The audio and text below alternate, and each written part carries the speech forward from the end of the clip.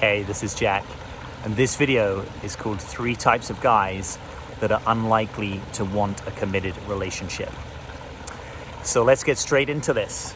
The first guy that's unlikely to want a committed relationship is a guy who is in transition. A guy who is in transition.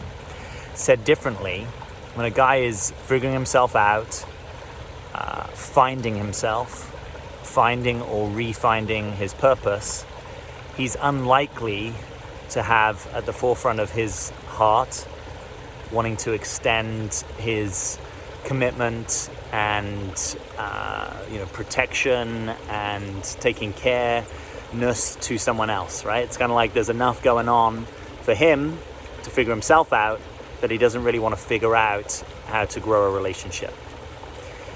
So anytime you meet a guy who's in transition, just be aware that he's less likely to want to be partner material to you.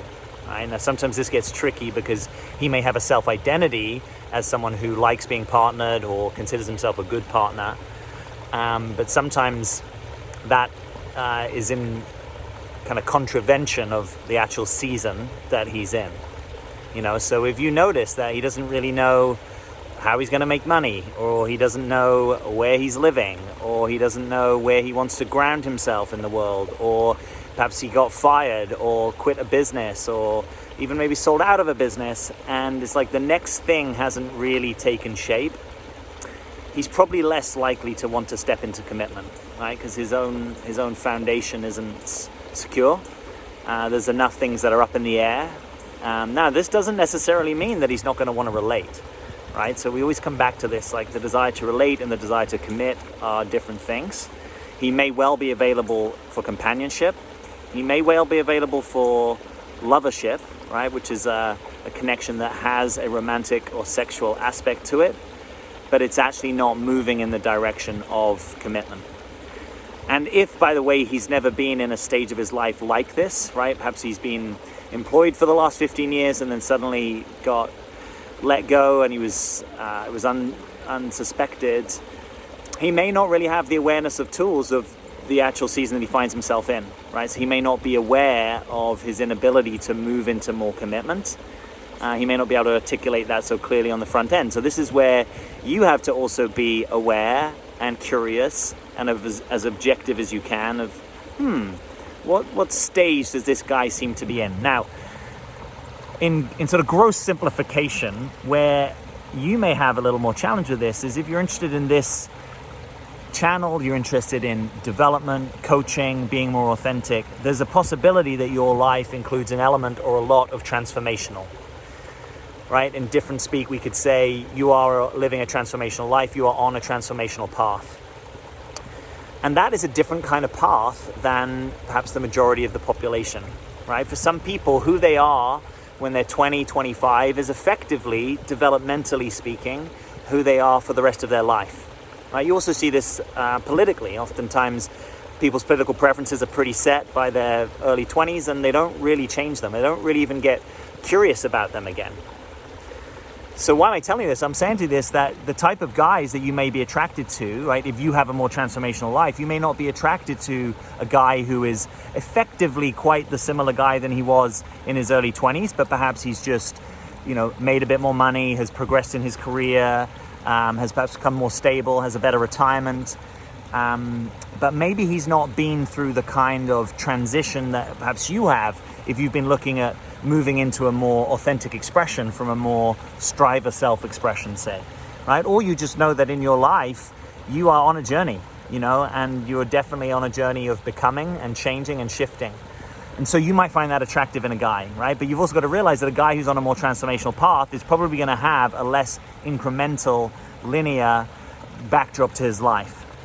So you might come across a guy who's in a moment of transformation, right? We sometimes talk about being the caterpillar going to the chrysalis and becoming a butterfly, and you can't see that process forward, right? So if you're noticing a guy is in a period of transformation, he may not know exactly who he's becoming.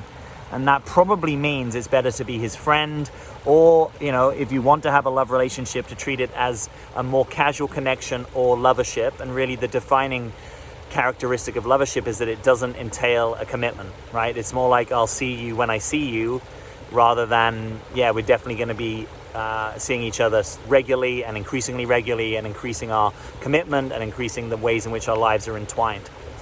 So the first thing to pay attention to is a guy in transition? And if he is, the option of a more committed relationship, I would take it off the table until you have good evidence that it might be there.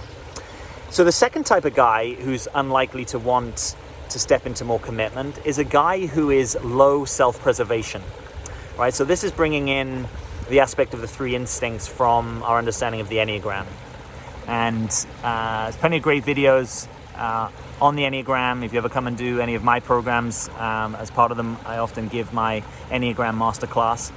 But just for our purposes today, the instincts are things that we share with animals. We all have them, and we tend to predominate in one of three instincts. And we also tend to have a blind spot in one of three instincts, or a least dominant instinct. And the least dominant instinct, when it's self-preservation has to do with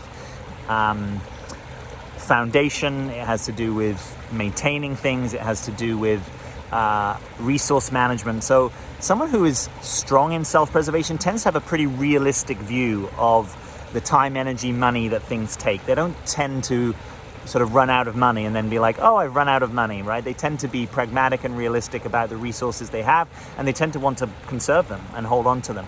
So when a guy is really low in this energy, it sometimes means that he approaches relating less from the sort of stable commitment kind of orientation, and perhaps more from the risk exploration perspective, right? So when a guy is low self-pres and high, what we call sexual, or we sometimes call it the attraction instinct or the transmitting instinct.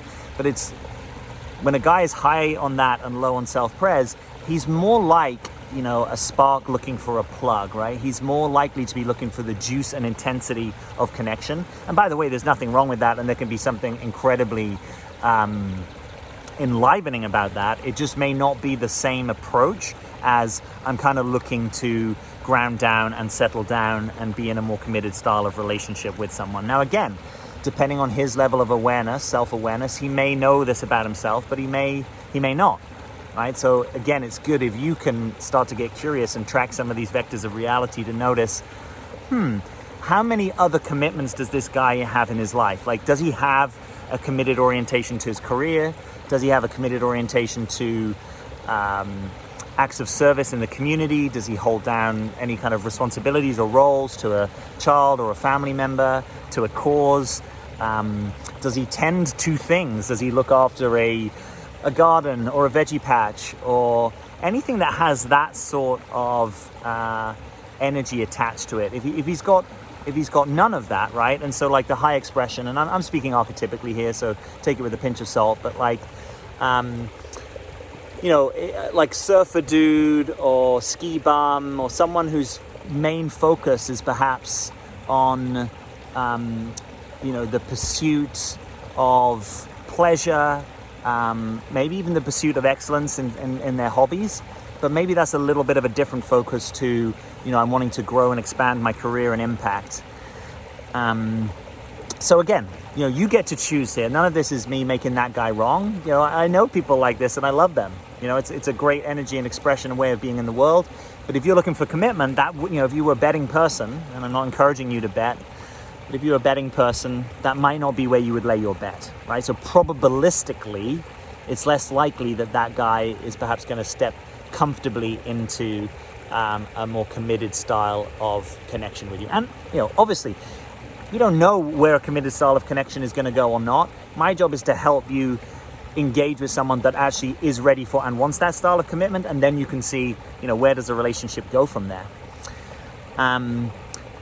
The third type of guy that is going to be less likely to want a committed relationship is a guy who is high in stress and at a low point in his life. So if he is struggling, right? If he's struggling with money, work, health, foundation, purpose, if he's apathetic or he's resigned or depressed, again, we all have a right to these experiences.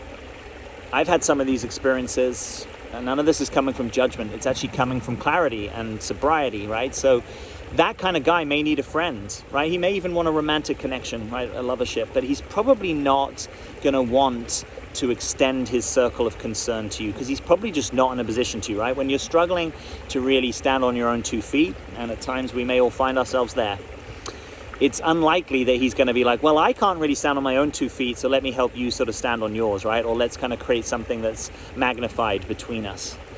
So again, this is where any of you who are empathic, caring, caretakering, maybe if you have server energy or you care about service or you naturally just look out for people who are having a hard time, all of those are beautiful qualities and we need to celebrate them. We may just need to distinguish them from, is this person in front of you going to be a good candidate for you to start investing more time and energy and commitment into? You might find that a guy in this situation actually just isn't really dating, right? Maybe he's in a bit of a hole. He's kind of at home a lot. He's apathetic. Maybe he's hitting the computer games or hitting, addictive behaviors or things to try and, help him kind of lessen the pain. You may want to refer him to some other help. You may have ideas for what could help him, or you may just want to be a sympathetic and listening ear, but it's probably not the place for you to start getting into relationship, right? And that can sometimes be hard because, maybe you can see this guy's potential, right? But generally it's better to support guys who are actualizing their own potential than sort of trying to become a coach or accountability partner or a cheerleader.